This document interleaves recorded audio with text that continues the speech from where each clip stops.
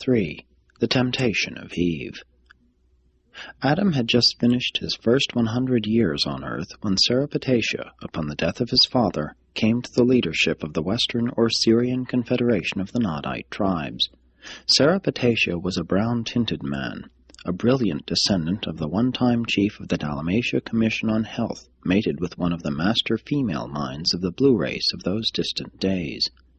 All down through the ages, this line had held authority and wielded a great influence among the western Nodite tribes.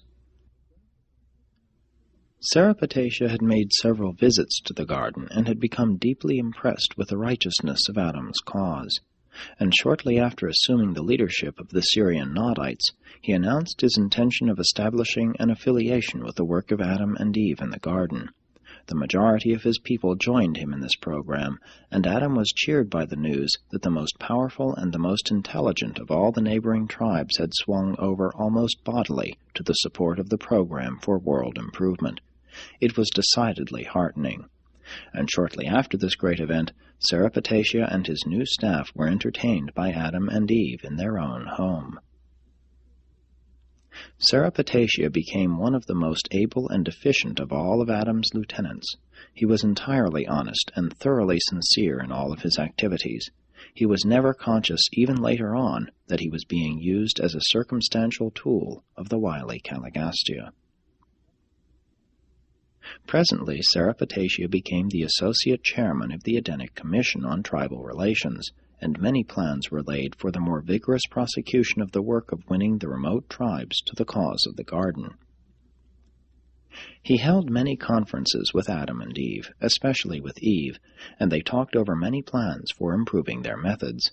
One day, during a talk with Eve, it occurred to Serapetasha that it would be very helpful if, while awaiting the recruiting of large numbers of the violet race, something could be done in the meantime immediately to advance the needy waiting tribes.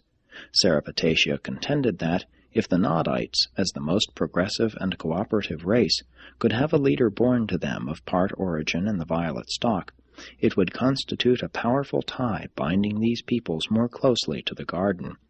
And all of this was soberly and honestly considered to be for the good of the world, since this child, to be reared and educated in the garden, would exert a great influence for good over his father's people.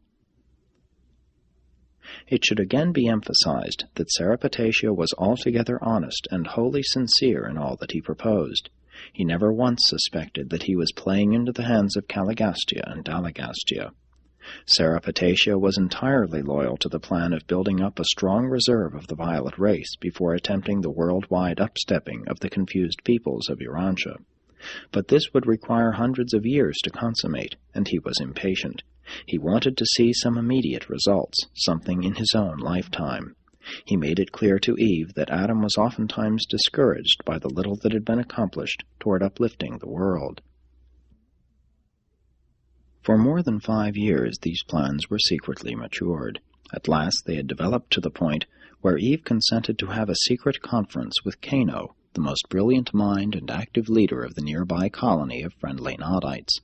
Cano was very sympathetic with the Adamic regime. In fact, he was the sincere spiritual leader of those neighboring Nodites who favored friendly relations with the garden. The fateful meeting occurred during the twilight hours of the autumn evening, not far from the home of Adam.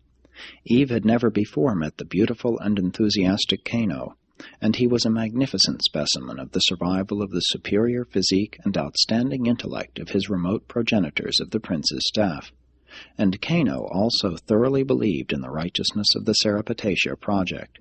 Outside of the garden, multiple mating was a common practice.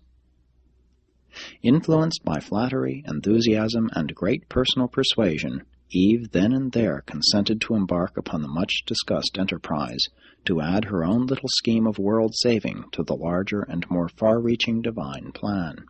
Before she quite realized what was transpiring, the fatal step had been taken. It was done.